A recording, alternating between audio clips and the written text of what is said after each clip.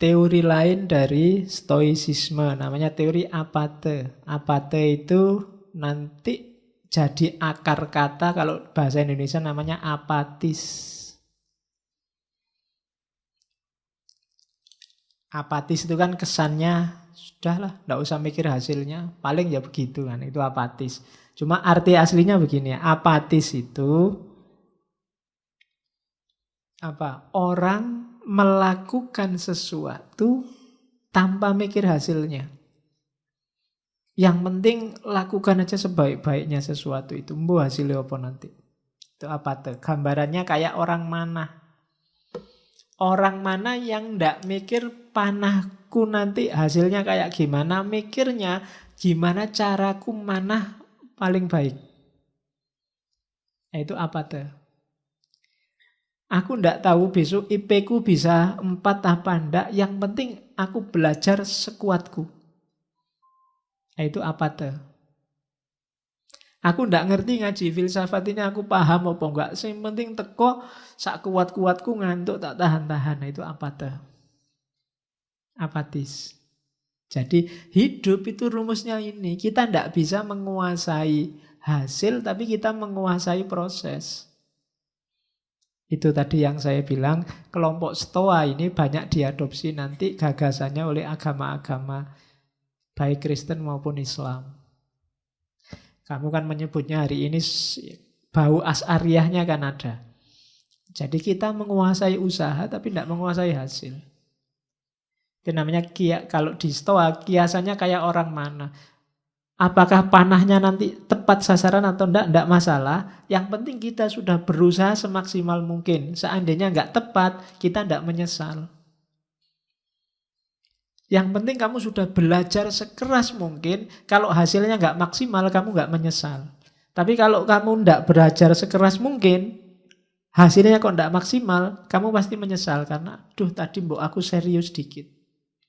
Kayak kamu nggarap tesis atau nggarap skripsi itu loh. Waduh, ini sudah mepet waktunya. Udahlah, yang penting ono tulisannya. Mungkin besok-besok kamu menyesal. Coba dulu aku nulisnya agak serius dikit. Ada menyesalnya.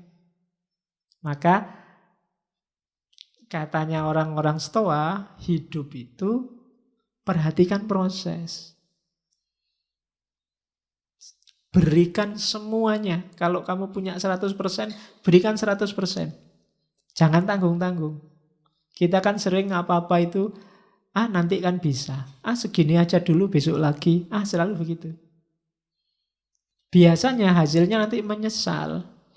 Aduh, coba tak kerjain kemarin, sekarang ada tugas lagi. Double deh. Coba kemarin sudah selesai, sekarang lebih enteng. Salahmu dewe. Ya kan? Aduh, bolak-balik tugas, nambah lagi. Yang kemarin aja belum nih. Padahal yang kemarin waktunya banyak. Karena kemarin kamu tidak ngasih 100%, sekarang kamu dituntut 300%. Hasilnya menyesal. Maka kiasannya kayak mana. Tidak usah peduli hasilnya nanti kayak apa. Yang penting sudah memberikan semuanya. Kalau hasilnya belum maksimal, ya sudah, itu jalannya mungkin. Takdirnya mungkin. Nah, itu kiasannya pemanah. Teorinya namanya apate. Di Indonesia konotasinya agak negatif, apatis. Apatis itu kalau di Indonesia kan, paling-paling begitu hasilnya kan gitu. Ya, tapi maksud awalnya tidak begitu. Maksud awalnya itu, lakukanlah sesuatu yang tadi berada dalam jangkauanmu, dalam kontrolmu, semaksimal mungkin. Hasilnya apa? Wallahu a'lam. Kalau di agama kan Allah itu kan tidak menghisap hasilnya, tapi menghisap prosesnya. Sejauh mana usahamu mendekati dia, itu nanti yang dihisap. Sukses apa enggak, wallahu a'lam juga. Wong kita memang kuatnya, yang kita kuasai cuma proses. Minum ini kan usaha, semaksimal mungkin. Ya, jangan sambil ngomong nanti keselak, itu namanya semaksimal mungkin.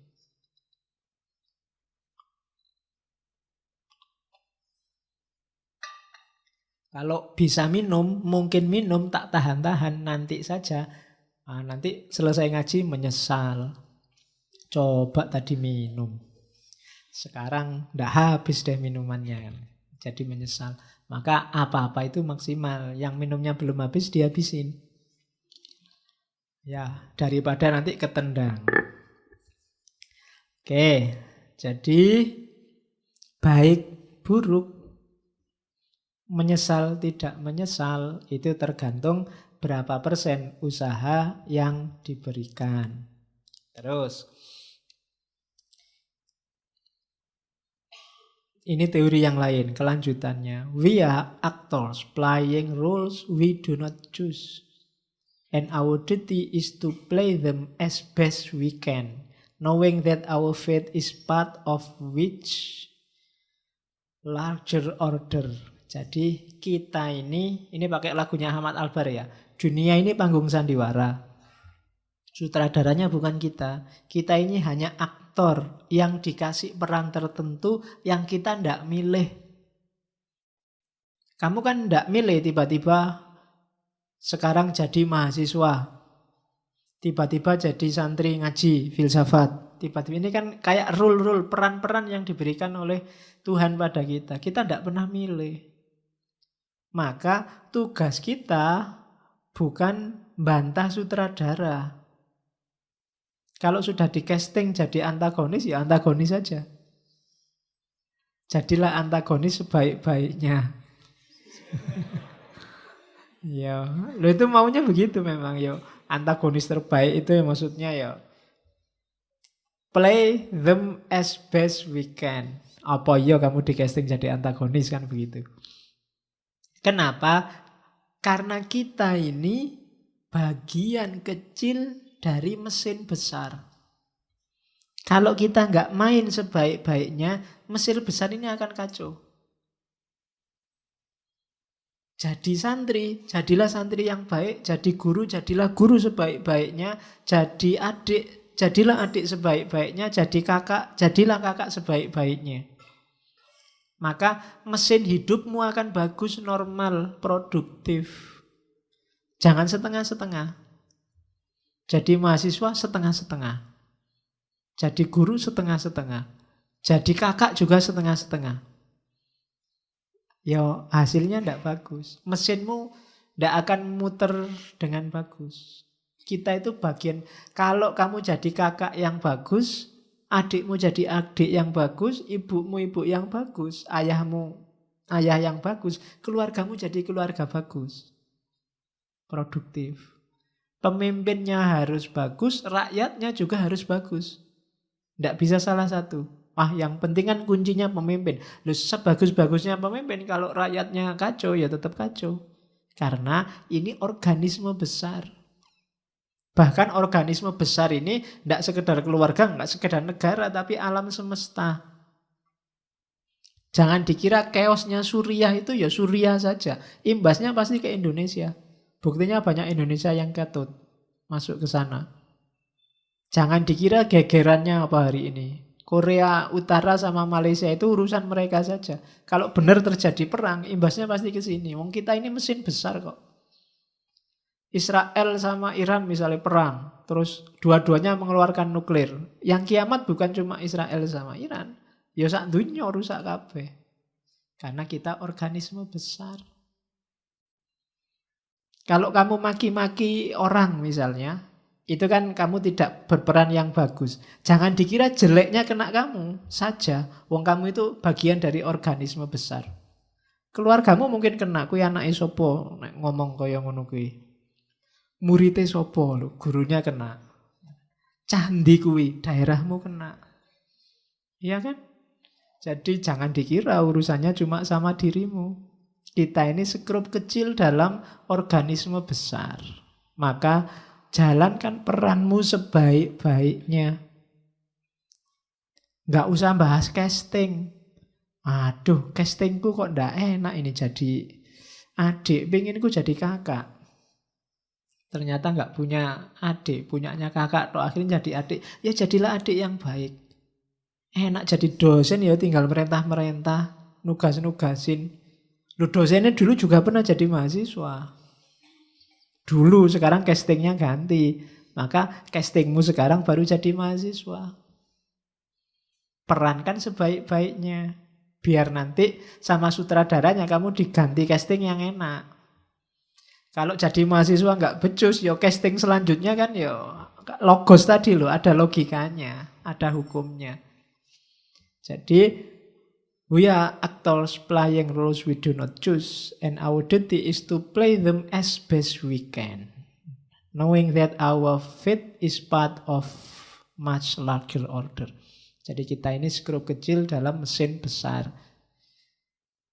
Mesin besar itu murnya satu copot aja ya sudah wassalam. Semuanya ikut kacau. Terus. Oke. Ini rumus terakhirnya. Realistis. Realistis itu apa? Do not seek to have everything that happens as you wish, but wish for everything to happen as it actually does happen.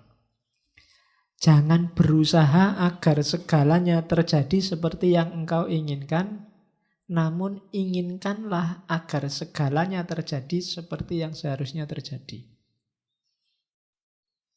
Jadi inginkan yang seharusnya, bukan inginkan sesuai keinginanmu. Bukan mengusahakan sesuai keinginanmu. Jadi saya pinginnya sih nggak belajar Pak, tapi nilaiku bagus. Nah itu karepmu lah ngono kuwi. Gitu loh. Sunnatullahnya kalau ingin nilai bagus belajar. Jadi berusahalah agar yang kamu inginkan itu yang seharusnya terjadi, hidupmu lebih damai. Hidupmu akan tenang. Kalau yang kamu inginkan jadi basisnya bukan keinginanmu tapi realitasnya. Itulah yang namanya realistis. Ya saya realistis saja Pak. Kalau jadi milioner mungkin tidak bisa. Jutawan mungkin bisa lah kalau besok kira-kira kerjaan saya ini. Itu namanya realistis. Yang kamu hitung bukan keinginanmu. Kalau manut keinginanmu sih pengenmu jadi orang paling kaya se-Indonesia. Tapi ya orang mungkin. Nah, itu namanya melihat fakta berdasarkan realitas, bukan berdasarkan keinginanmu. Itu namanya realistis. Kuncinya hidup tenang itu hidup yang realistis. Pak, kalau wajah saya kayak gini ya, asal punya pasangan aja alhamdulillah. Itu lebih nyaman daripada saya Pak, kulitnya putih, rambutnya panjang. Wis. Susah nyarinya. Ada kuda putih.